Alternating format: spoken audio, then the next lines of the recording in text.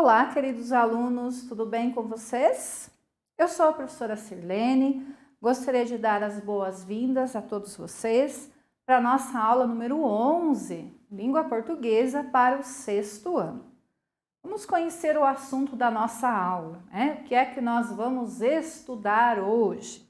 Então, na aula de hoje, nós vamos estudar especificamente as regras de uso da vírgula, né? Nós já estamos trabalhando algumas aulas com o uso dos sinais de pontuação, a fim de que vocês utilizem, né, de forma mais correta esses sinais de pontuação na escrita, tá? O prof. gostaria de pedir que vocês já separassem o material para a aula de vocês, né? O caderno de língua portuguesa, lápis, caneta, borracha, que vocês possam ir anotando durante a aula algumas regrinhas de utilização dessa vírgula, ok? Vamos conhecer os objetivos para a nossa aula, né? O que é que nós queremos? Então, nós vamos compreender os efeitos de sentido gerados pelo uso da vírgula. Então, assim como nas aulas anteriores, né, nós já percebemos que o sentido das frases, das orações, pode ser modificado de acordo com a pontuação utilizada. Isso também se aplica com o uso da vírgula, tá? E nós vamos também aprender a utilizar a vírgula onde necessário, né, de acordo com as regras estudadas. Que vocês saibam lá no exercício aonde vocês vão colocar as vírgulas, observando as regras que nós vamos estudar hoje. Por isso, a importância de vocês terem em mãos o caderno e vocês tomarem nota dessas regrinhas, tá? Pois muito bem, material a postos, vamos lá? Então, para iniciar, a prof trouxe duas frases para vocês. A primeira: Pedro, o teu chefe ligou. A segunda: Pedro, o teu chefe ligou. Inicialmente, vejam a posição das vírgulas. Aqui eu tenho uma vírgula apenas após o nome do nosso ator, né? Por assim dizer. E na segunda oração eu tenho, além da vírgula após o nome, uma segunda vírgula após a palavra chefe. Essa posição da segunda vírgula determinou a mudança de sentido. Vejam comigo. E quando eu digo assim, Pedro, o teu chefe ligou. O que eu estou fazendo? Eu estou informando a Pedro, estou dizendo para ele assim, ó, teu chefe ligou. Imagine que vocês são Pedro. Eu digo, Pedro, o teu chefe ligou. O que vocês vão dizer? O que ele queria? Deixou recado? Vou ligar de volta, né? E assim por diante. Agora, quando eu digo assim, Pedro, o teu chefe ligou. Vocês são o Pedro? Não.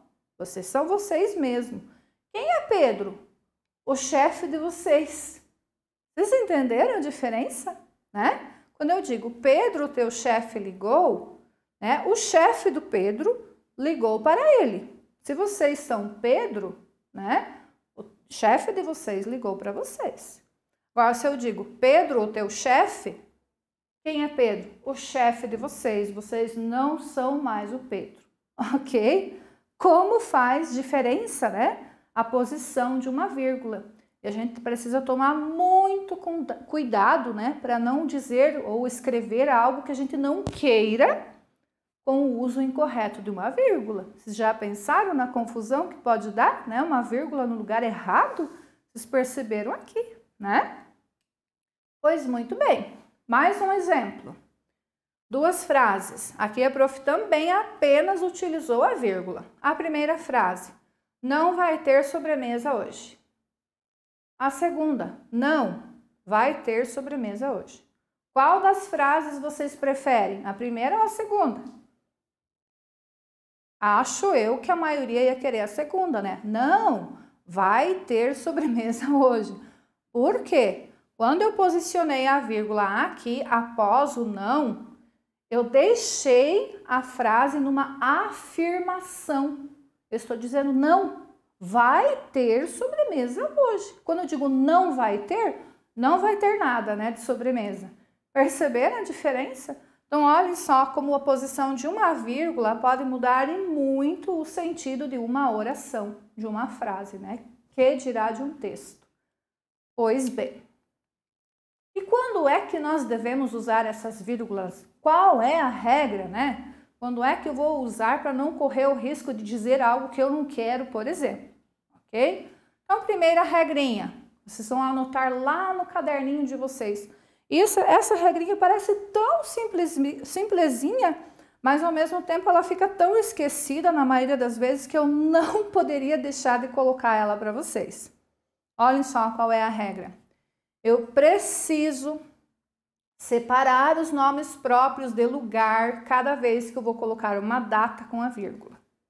Então, vamos supor que hoje vocês estão assistindo aula e vocês colocaram a data no caderno de vocês. Observem se vocês colocaram a vírgula depois o nome da cidade. 25 de fevereiro é a data, né? E aqui é o nome próprio do lugar. Isso vale para qualquer cidade, né? Se você não está em São Bento do Sul, está em outra cidade, você vai colocar a data em algo, em bilhete, em carta, em e-mail, em mensagem de texto que usa a linguagem formal, precisa pontuar corretamente e colocar, né, a vírgula após o nome próprio que indica o lugar. Eu estou lá em Curitiba. Curitiba, vírgula, a data, o mês e o ano. Precisa separar, ok, pessoal? Como eu falei para vocês, uma regrinha super simples, mas que muitas vezes é esquecida. Por isso a prof colocou sim para vocês anotarem, certo? Segunda regra, utilizamos a vírgula também para separar termos. O que são termos? Palavras em uma enumeração. Por exemplo, fomos ao cinema, tomamos sorvete, visitamos o bosque e depois voltamos para casa. Quantas coisas nós fizemos? Nós fomos ao cinema, uma. Segunda, tomamos o sorvete. Terceira, visitamos o bosque. E quarta, voltamos para casa. Eu preciso separar tudo aquilo que eu fiz, que são enumerações, com a vírgula. Só utilizei o E aqui, ó, no finalzinho, porque aqui nós temos a última ação que nós fizemos. E percebam que a prof utilizou uma frase onde os termos enumerados têm mais de uma palavra, ó. Fomos ao cinema, é um ato, né? Algo que foi feito. Segundo, tomamos o sorvete, 2 palavras, né? Visitamos o bosque, 3. Depois voltamos para casa. Se eu tivesse feito mais alguma coisa, eu ia tirar esse ezinho daqui, por vírgula, e acrescentar ele aqui, ó. E descansamos, por exemplo, né? É muito comum a gente ver enumerações com apenas uma palavra. Por exemplo, vocês têm um material escolar de vocês aí. No meu penal tem caneta, vírgula, lápis, vírgula, borracha, vírgula, corretivo, né? Lápis de cor. É uma palavrinha só e você vai separando por vírgula e enumerando. É bastante comum os alunos terem dificuldade de compreenderem que esse tipo de frase aqui é uma enumeração.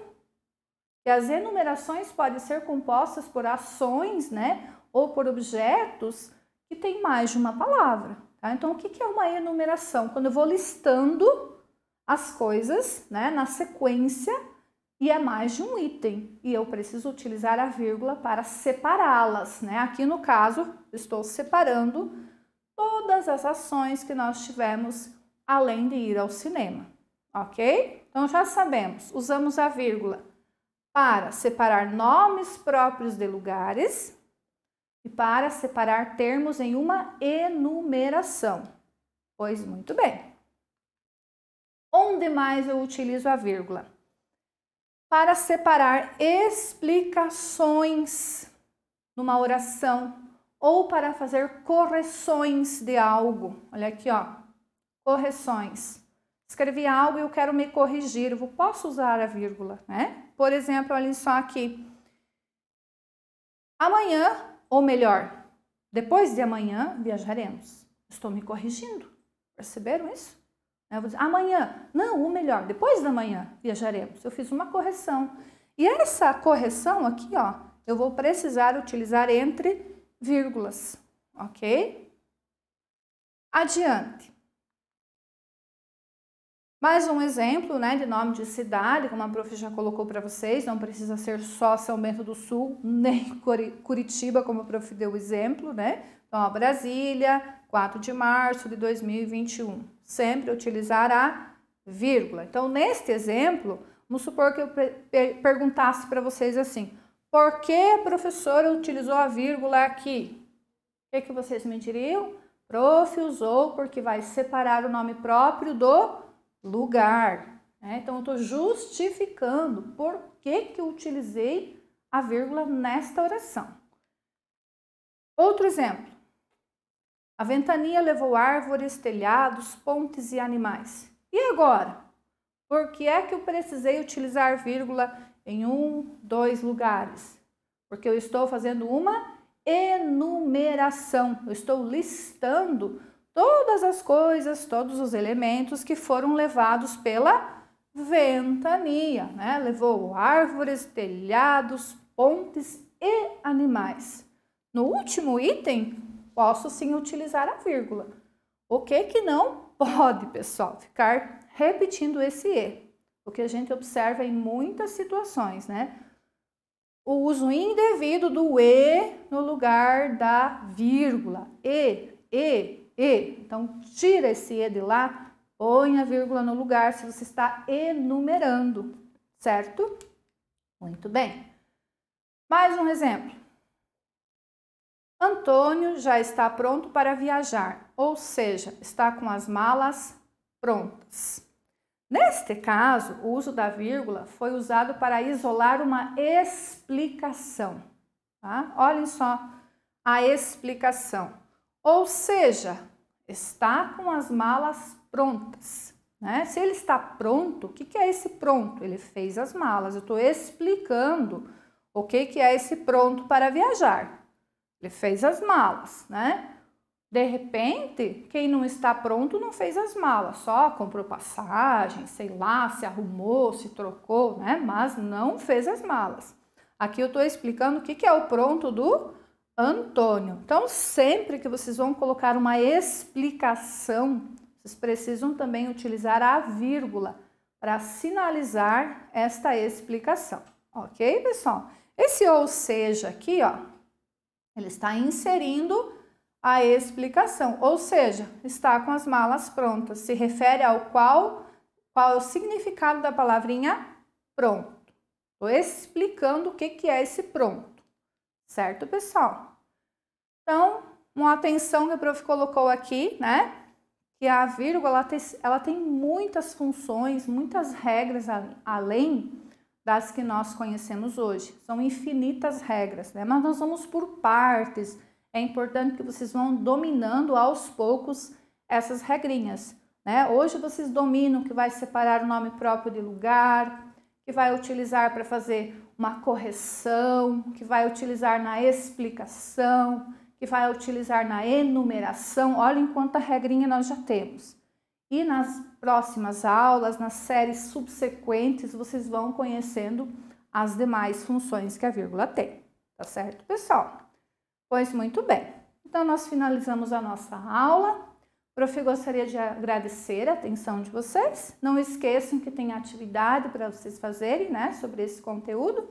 E lá vocês vão ter uma prévia, se vocês estão sabendo utilizar a vírgula de acordo com a regrinha que nós estudamos hoje.